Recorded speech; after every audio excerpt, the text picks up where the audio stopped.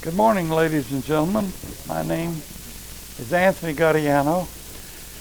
Today is February the 11th, 2023, and I'm speaking from the congregation of Yahweh in Panama City, Florida. The message today is titled, The Lingua Franca Spoken by Yeshua Anointed.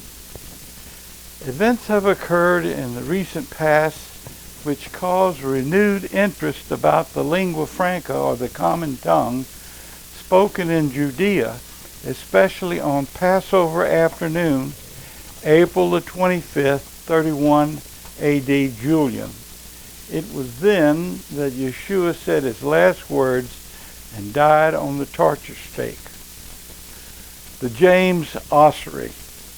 A sensation occurred when an ossuary, or bone box, was reported upon in the November-December 2003 and the January, February, and September-October 2004 issue of Bible Archaeology Review magazine.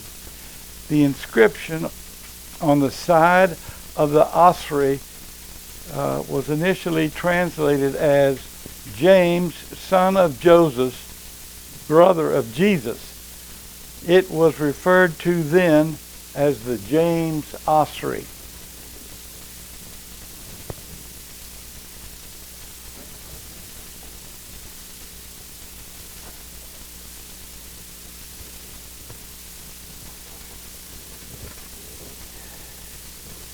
This is the ossuary, the James Ossuary, and this is a reproduction out of Bible Archaeology Review magazine. This is the inscription that's right here. It's a close-up of the inscription, and it was reproduced graphically so you can see it better. It was translated from, this is in Aramaic, so it reads from right to left, and this is what the translation is in the English convention, from left to right.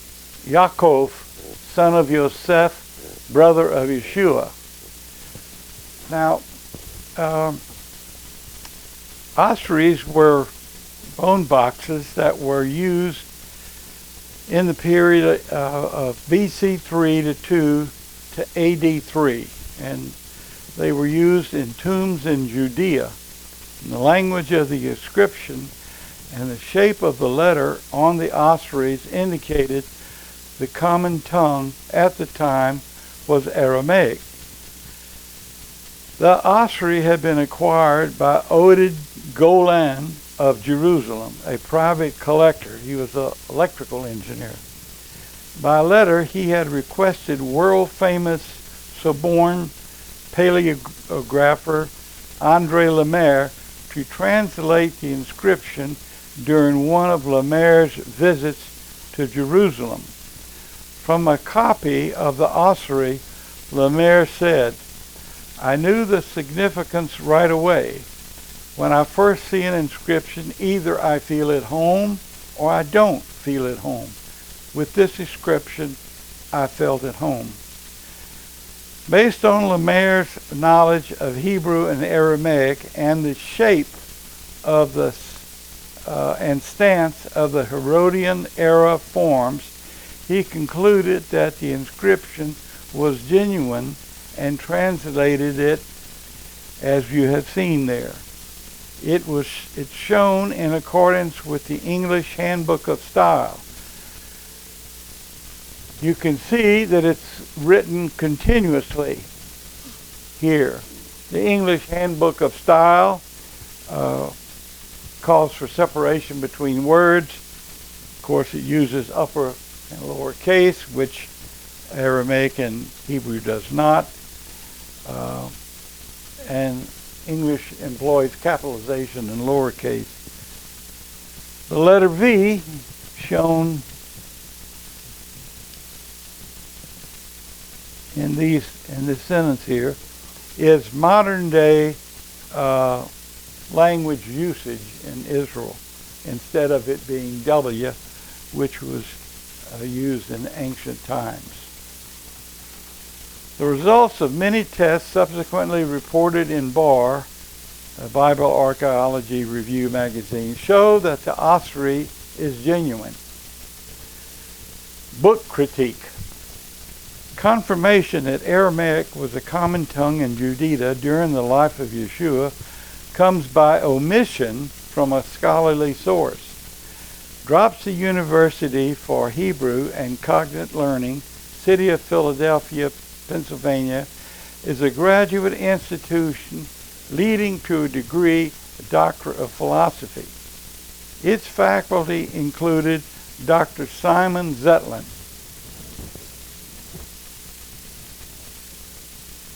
right here. He has degrees TH, PhD, LL, D, HL, and he's a Horace Stern Professor of Rabbinic Law and History. An article by Dr. Zetlin titled Judaism and Professors of a Religion appeared in the 1970 issue of the Jewish Quarterly Review, Volume 60, Number 3, pages 187 and 196. Dropsy University, and this is the publication. The magazine contains articles by learned scholars related to Hebraic matters. In his article, Zetlin pointed out a number of gross errors in a 1968 book titled Jesus by Dr. David Flusher, Professor of Religion at Hebrew University, Jerusalem, Israel. Excerpts and a figure allegedly of Yeshua's name from Flusher's books are reproduced in Zetlin's article. And here is the figure from Flusher's book. Notice the comparison between that and this. Flusher captioned his figure, "This is how Jesus wrote his name in Hebrew." Zetlin pointed out that the name was not Hebrew. Further, there are several words in Hebrew which Zetlin said were translated incorrectly. A comparison of the figure of the name in Flusher's book with the inscription on the James ossuary shows them to be virtually the same. This indicates that the name in Flusher's figure was surely Aramaic, which Zetlin failed to note. He failed to note it probably because his credentials are Hebraic. He's attending a Hebraic institution. And the claim that Flusher made that this was Hebrew was incorrect in Zetlin's background. And so his article was to correct what was wrong, not to tell the whole world that this was Aramaic.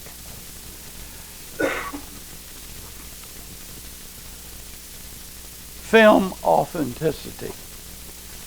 The general population principally spoke, excuse me just one second. In the 2002, Mel Gibson dedicated his film, The Passion of the Christ, to his father. To increase authenticity, the film's director urged that the characters speak the language used 2,000 years ago. Audiences would read subtitles in their respective language.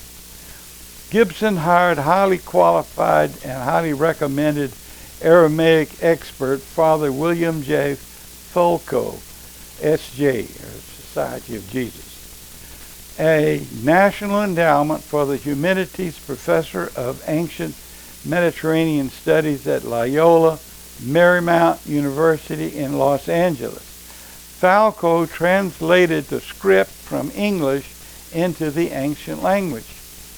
According to Falco, quote, about 2,000 years ago, the common tongue around eastern Mediterranean was Aramaic. It comes from Aram, the fifth son of Shem, Noah's firstborn. While Aramaic was the common tongue of Judea, it existed in various dialects. Aramaic is close to Hebrew and is related to the Assyrian, Syrian, and Chaldean language. Falco utilized the Old Testament book of Daniel and the 4th century Syriac and Hebrew words. According to Falco, Yeshua likely would have spoken a dialect of the western group of Aramaic. It is spoken now only by a few people in Iraq, Iran, Turkey, and Syria, and is on the verge of extinction. The Pope and the Prime Minister. In 2014, then Roman Catholic Pope Francis visited Israel and had a brief conversation with Prime Minister of Israel, Benjamin Netanyahu. Through an interpreter, Netanyahu said to Pope Francis, "Jesus was here and spoke Hebrew." The Pope smiled and said, "Aramaic." Netanyahu then said, "But he knew Hebrew." Both were correct, as will be apparent. And here's that scene from when the conversation took place. Language awareness. Based upon many sources, it can be logically established that our Savior Yeshua anointed his apostles, Paul, and early Jewish converts to the way, and the general population principally spoke a dialect of Aramaic and surely wrote in that language. Paul was not an original apostle, and his ministry was to those who principally spoke Greek. Apparently, Paul had a good education, saying of himself that he studied at the feet of Gamaliel. Early on, Paul, then called Saul, interfaced with the rabbinic establishment in Judea to persecute believers. He would have had to know Hebrew, Aramaic, some Latin, and Greek, ancient languages. Most of the general population in ancient Judea conversed in several languages out of necessity. Few would have been lettered in any language except possibly their own. The Roman occupiers, also out of necessity, would have had to learn some Aramaic in order to rule over the population. The rabbinic religious establishment spoke Hebrew during Sabbath services on set-apart days to each other and for teaching and so forth. They would have spoken a southern dialect of Aramaic to interface with the people around Jerusalem. Hebrew eventually supplanted Aramaic in Judea. Hebrew was taught by Levite priests scattered throughout Judea to boys so that they could read the Torah and eventually participate in service at a synagogue. Hebrew was also taught within the sect of northern Essenes located at the foot of Mount Carmel, near the settlement of Nazareth. Luke 2:41 is an example showing that Hebrew was taught to boys. Yeshua's family was part of a group that had left Nazareth to go to Jerusalem for Passover. When the family was returning, they noticed that Yeshua was not in the group, so turned back to search for him. Yeshua was found in the temple, conversing with teachers and asking them questions. The latter were astonished at his understanding. He was 12 years old then and had been away from his family for 3 days. Considering the likely religious nature of the conversations and questions, Yeshua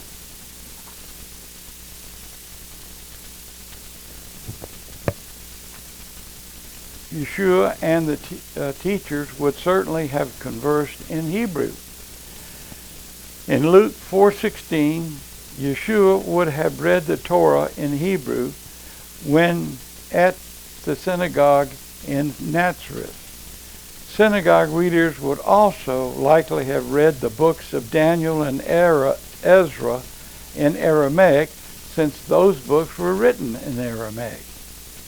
Romans would have spoken to each other in Latin, since that was their mother tongue. The international language at that time was Greek. Travelers had to know basic Greek to do business. Wealthy people were often lettered in Greek.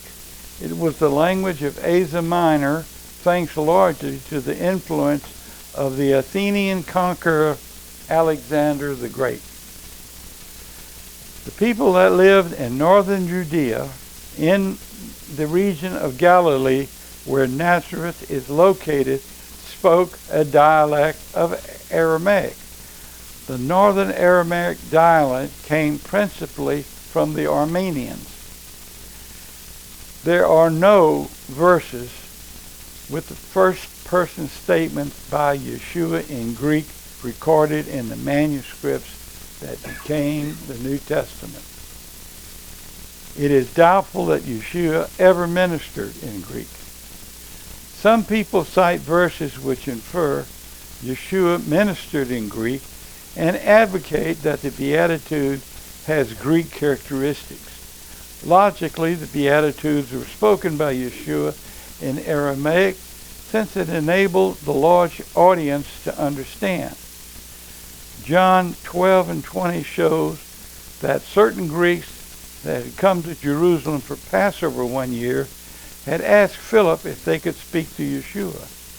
Yeshua declined to meet with them. No specific reason is given.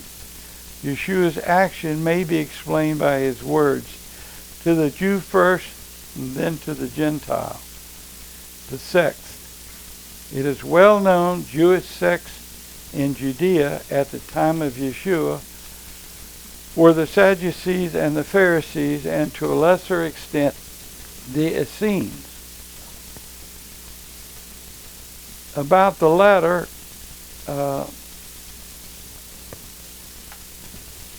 information about the latter is available from the Nazarene Way website. The best known of the minor sects were the Karaites, which divided themselves into three groups. The Karaites separated themselves from the temple because of what they considered to be departures from Yahweh's law practiced by the Sadducees and the Pharisees. The Bible is relatively silent on the Essene sect, but at the time of Yeshua's birth, there were three distinct groups. There were the Essenes of Qumran, where the Dead Sea Scrolls have been found, the Essenes of Mount Carmel, near Nazareth, and the Essenes of Egypt in Lake Mareotis, where it is likely Yosef fled with Miriam and the infant Yeshua to save his life. This is in Matthew 2:13. In Mark 14:13 and Luke 22:10, Yeshua told two of his disciples to go ahead and follow a man bearing a pitcher of water. They followed him to his destination in Jerusalem. The man was clearly an Essene because only Essene men carried water. Women carried water usually. It is likely Yeshua knew of Essene traditions from having interfaced with the Essenes of Mount Carmel. Those Essenes were located near Nazareth, where Yeshua lived, was educated, grew to manhood, and began his ministry. The master of the house, where the man bearing the pitcher of water went, was obviously also an Essene. Apparently, as a courtesy to Essene pilgrims, he kept a large furnished guest room, which he then provided to Yeshua for his Last Supper. Josephus and other classic writers tell of the Essenes and their intense appreciation for the law of Yahweh, and that they strove to be like the angels in heaven. Their highest aim was to become fit temples for the set-apart spirit in 1 Corinthians 6:19, to be healers and perform cures. Most, but not all, Essene sects oppose sacrificing of animals and eating of flesh. Pilate and Yeshua. The language of the conversation between Pilate and Yeshua is not recorded. However, it can be logically deduced. The same can be said of the conversation earlier between Pilate and the mob, which the high priest had goaded to demand Yeshua's death. Pontius Pilate was the fifth prefect or governor of Judea from 1227 to 36-37 AD, and he was appointed by the Emperor Tiberius. Pilate would certainly have been lettered in Latin, it being his native language. It is highly likely he would have been taught Greek as part of his education and may have been lettered in it. At the time, Greek was known almost universally as English is known today. It seems unlikely Pilate would have known much Hebrew, nor would he have spoken to Yeshua, a Jew, even if he were proficient in it. It would have been condescending for Pilate, a Roman official, to do so. The Romans hated the Jews because of their uprisings. Pilate's words were official proclamations, so would have been recorded. He would have had at his disposal scribes and translators who would have been lettered in several languages. During the conversation with Pilate, Yeshua surely would have spoken Northern Aramaic, the Lingua Franca in the area around Galilee. He also would have known Hebrew, having been taught it as a boy. Surely Pilate would have known some Aramaic, since it was the common language throughout Judea over which he ruled. It seems unlikely that Yeshua, being from the remote settlement of Nazareth, would have had enough ongoing dialogue with those who spoke either Latin and or Greek to have learned those languages. Pilate surely assumed this, so would not have spoken to Yeshua in either language. Therefore, Aramaic was the likely language of the conversation. The Aramaic dialect which Yeshua spoke identified him as being from Nazareth. Matthew 2:23 shows that he was referred to as a Nazarene. In Acts 24:5, Yeshua is accused of being the ringleader of the sect of the Nazarene and of the way, Nazareth. Little is known about Nazareth, correctly pronounced Nazareth. Nazareth is thought to have been a small settlement founded in 2200 BC. It is located about 55 miles north of Jerusalem in the land given to Zebulun in Joshua 19:10 to 16. Historically, Nazareth seems always to have been an insignificant place held in low esteem. Verses in Joshua mention 12 towns and 6 villages, but not Nazareth. It is not mentioned in the Old Testament. Jewish historian Josephus ben Matthias lived after the death of Yeshua from CE 37 to 100. He traveled widely, visiting 45 cities in the first century. In his Antiquity of the Jews, Josephus did not mention Nazareth, but does mention Yeshua once. Nazareth is not listed in the 63 towns of Galilee mentioned in the Talmud. which was written much later, about AD 200 to 300. Neither has ancient Nazareth been identified archaeologically. Only a suspected site has been reported in Bible Archaeology Review magazine. Nazareth is mentioned 29 times in the New Testament, but only in the Gospels and Acts. Why might Almighty Yahweh have caused his anointed son Yeshua to be raised in such a lowly place? In John 1:46, Nathanael asked, "Can anything good come out of Nazareth?" But a short time later, after speaking to Yeshua, Nathanael proclaims in John 1:49, "Rabbi, you are the Son of Yahweh. You are the King of Israel." Apparently Yahweh chose to have his Son, the Savior of mankind, grow up and live for about 30 years in Nazareth. Yahweh may have caused the settlement of Nazareth to be an insignificant place so that Yeshua would be held in low regard by the wise who would become fools.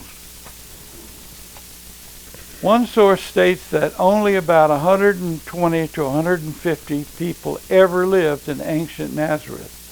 The most logical explanation for their lack of growth is that the water supply was insufficient to support more people. Modern Nazareth grew only after a water pipeline was installed in recent years. It now has a population of about 70,000, mostly Muslim. Yeshua's last words. The words spoken by Yeshua near his death have been analyzed many times over the centuries. Most commentators start their analysis at Psalms 22:1 in the Old Testament. The Psalms are attributed to David and written in Hebrew. In fact, there are parallels between the words in Psalms 22:1 to 31 and the words which the Gospel records of Yeshua. The following excerpts are from the Scriptures Bible, 1981, and these are typical excerpts. My El, why have you forsaken me? Far from saving me, far from the words of my groaning. I am a reproach of men, despised by the people. All those who see me mock me. They shoot out their lip and shake their heads, saying, "He trusted in Yahweh. Let him rescue him. Let him deliver him, seeing he has delighted in him." They have opened their mouths against me. I have been poured out like water. All my bones have been spread apart. My heart has become like wax. My tongue is cleaving to my jaws. They divide my garments among them, and for my raiment they cast lots. I make known your name to my brothers. In the midst of the assembly I praise you. Even he did not keep alive his own life. It was customary in ancient time for the scriptures to be committed to memory. A hearer would continue reciting them in their mind when the first line was heard. The 23rd Psalm is an example. Yahweh is my shepherd, I do not lack. He makes me to lie down in green pastures, and so forth. In Matthew 27:46, Yeshua seems to be quoting from the first line of Psalm 22:1, so it is likely some of those gathered at the execution recall the words and saw them happening before their very eyes. But would Yeshua have been quoting from the Psalms written in Hebrew or in Aramaic? No original Bible manuscripts exist. The New Testament of the 1611 edition King James Version was translated into archaic English from manuscript copies in Greek. Notations in the margin of some Greek copies indicate the copyists were not always sure about the correct meaning of what they were copying. Some notations are even in Aramaic. Matthew 27:46 is thought by various sources to be the last words of Yeshua. Apparently the words were spoken in Aramaic, not Hebrew, and later were translated into Greek manuscripts, which had been translated into English. This has affected the spelling, understanding, and so forth.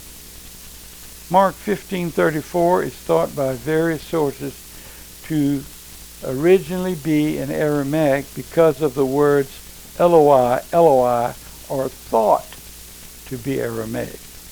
The words were copied directly into the Greek manuscript copies that are the basis of the King James Version New Testament. The words are thought by some to represent Western versus Eastern thinking in the original translation. Eastern thinking. K. Pillai, P-I-L-L-A-I, Doctor of Divinity, was a converted Hindu that spent the last 20 years of his life along with Victor Paul Weirwilly of the Way International, explaining biblical idioms through Eastern thinking. In his article, Eastern Customs and Idioms of the Bible, Pillai offers some comments about the last words of Yeshua. According to Pillai, Matthew 27:46 is incorrectly, I repeat that, incorrectly translated in the Greek from what was surely Yeshua's Northern Aramaic into English in the King James Version Bible. He points out that this verse must be analyzed through Eastern thinking to be correctly understood. Pillai says of Matthew 27:46, shown incorrectly as, in English, my God, why have you forsaken me? Eli, Eli, lama sabachthani, is not, repeat, not an accurate translation of Aramaic. Further, it is not, I repeat, not a question. The original words in Aramaic are a declaratory statement. The words should have been Eli, Eli, lama sabachthani, i.e., Ma'el, for this cause or purpose was I spared or kept, or Ma'el, it was my destiny to die this kind of death. These words match Psalm 24:1 in Aramaic, which is rendered, let me live, in the sense of spare me. There is no sense of being forsaken. The Aramaic word lamana means for what purpose. In Eastern thinking, it is never a question. It is always used as an exclamation of wonder and awe over the accomplishment of something. The word sabachthani stemmed from the Aramaic word shabak, meaning to spare, keep, reserve, allow, permit, or let live. The context and the use determines its meaning. When suffering or in deep agony or distress, Eastern and Oriental people wonder why they live and ponder why they have been spared. The Aramaic words for forsaken me are ta-tanai, and nash-tanai, meaning also to forget. If Yeshua meant that he was forsaken, he surely would have used these words. There is no word in Aramaic like lama or sabachthani as seen in the King James Version Bibles. Matthew 27:46 and Mark 15:34 are not Yeshua questioning being forsaken.